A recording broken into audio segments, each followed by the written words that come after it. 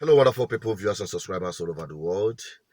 I want to make a quick reflection on address by Nnamdi Kanu's lawyer yesterday after the court sitting, which we all know how it went. Nnamdi Kanu's case was adjourned till October. He was not brought to court, and there are many questions yet unanswered. The confusion of his whereabouts, his condition, his state of health. Before I dabble into, what I want to say about it, listen to the lawyer. I'll be right back.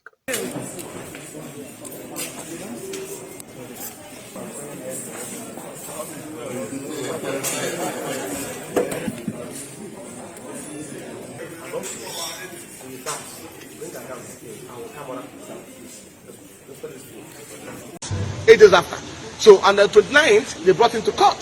So what I'm saying is that we are talking about gross violation of Geneva Convention Protocol, which agreement Nigeria entered into in 2001. This is very fundamental because as far as we are concerned today, Nigerian image in international community has been damaged, has been bastardized by virtue of what has taken place. We don't go to a foreign land and kidnap somebody. If the person has committed an offense to law, you subject him through what they call extradition proceedings. Then the person will pass through the channel instead of smuggling here to what they call a southern rendition. But that's a very fundamental issue we're discussing before international court and the international community. Today we have various applications and correspondence with the African court, which is being championed by my colleague and also our foreign partners in UK and the US. So as I speak, the specific 3 orders issued by Justice Green, for example. No, today the executive order, first of all, that you need an order from the CJ to proceed with trial.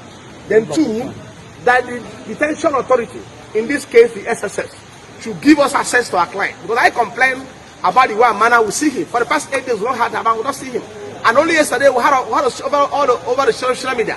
As I'm taken away from Abuja, I complained to the court that he has been taken away from here. And we can't confirm his present state of health. So the court has to intervene and give directive to the detention authority that we should have access to him on specified dates within a week, which I may not mention to you. So, but that has been agreed, and we're going to see him anymore for now.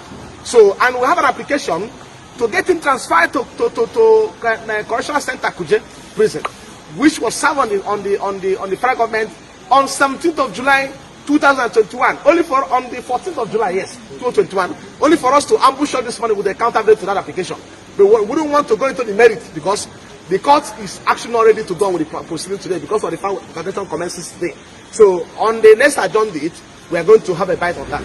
Thank you so much. When is adjourned date? Nnamdi Kanu, you've not seen Nnamdi Kanu. Do you have fears? What are your fears? No, as I speak to you, we are aware that the international community is going on proceedings before this court. And they are aware that Nnamdi Kanu is in the detention facility of the ESS.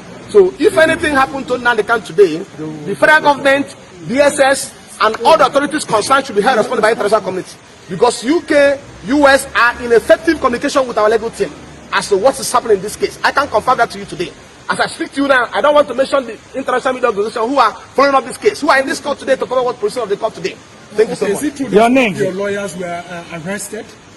No, lawyer was arrested. Okay, well, what happened? You had it all from him. Good. I don't expect anything other than this. I'm not surprised. Because Nigeria will always prove beyond every reasonable doubt that it's a crime against humanity. That the government have no regard for rule of law. Especially this current government under Buhari. A country where lawmakers are lawbreakers.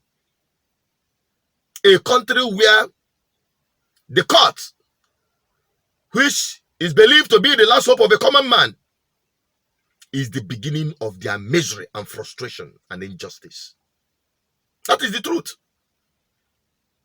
And Nigeria will, over time, prove this case that Nigerians are victims of Nigeria. Now they cannot have done his bit. If you have not seen anything from this whole thing happening in Nigeria, at least you will understand from these incidents that This country is a lawless country, piloted by people who have no regards for rule of law. It has proven beyond every reasonable doubt that Nigerians cannot get justice in Nigeria, irrespective of where you come from. It is not about Biafra or Duduwa. Every Nigerian is a victim. Nigeria has proven beyond every reasonable doubt that they are a shame of a country which is not supposed to be allowed to continue existing. This colonial British contraption should be brought to a halt to save humanity. I keep saying that you either save Nigeria and destroy Nigerians, or destroy Nigeria to save Nigerians. And that is the simple truth.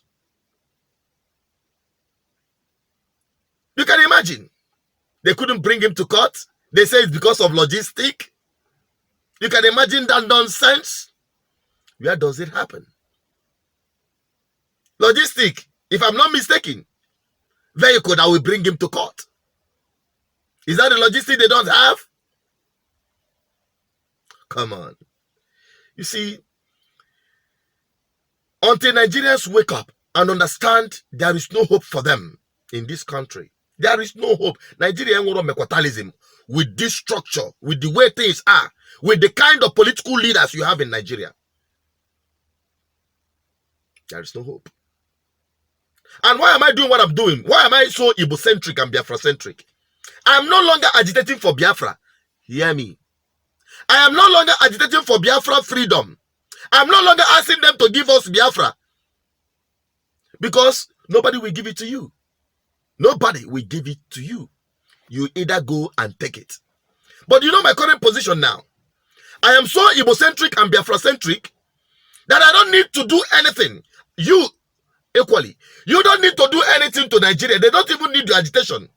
But you see this country, it must surely crash. Listen to me. You see, don't do anything. Just fold your hand and be looking at Nigeria like this. Nigeria will crash and will crash into pieces. Let me just put it that way.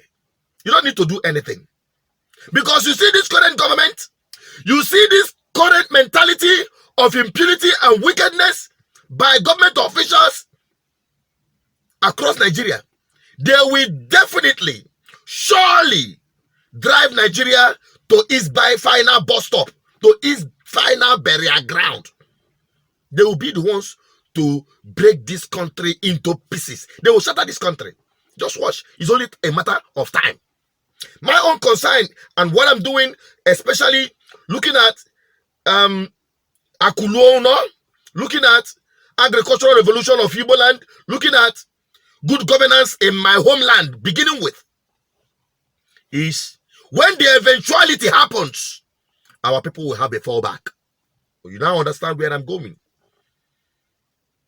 I don't need to agitate for Biafra because Biafra is already there. We are Biafrans living in Biafran land. What becomes of our people when Nigeria will eventually, because it must happen one day and sooner than we'll expect it, what will become of us? That is why you see me do what I do. That is why, you see, I go to where the ball is going. I don't follow the ball about. That is the only way we can win this match. That is the only way we can win this match. We need to think ahead.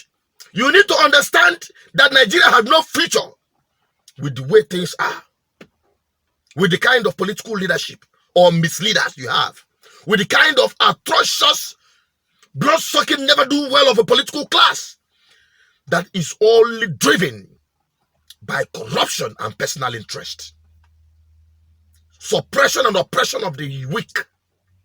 They will definitely crash this country. But what becomes of the Biafran people? What becomes of the Oduduwa people? What becomes of the Arewa people? The indigenous people in Nigeria? What becomes of them when the eventuality happens? That is why I am much interested in the development of Ali Igbo, one, then Biafra, then by extension, the whole of Africa, including other ethnic nationalities in Nigeria. Now you know, share this video. Let me have your opinion. Subscribe. Drop your comment. Let me have your opinion on this whole thing. Make sure you share this video. I keep reminding you to do that because it is very important so that more people will get to know where we are going. And this is the ideology driving this platform. And this message is coming from our ancestors. I'm signing out. I'm also to Peter as the voice of the people, the voice of God. Download our mobile app and stay connected to this voice. Stay safe. Bye-bye, my people. And don't forget to join me tonight as we continue on People's Parliament. Bye-bye.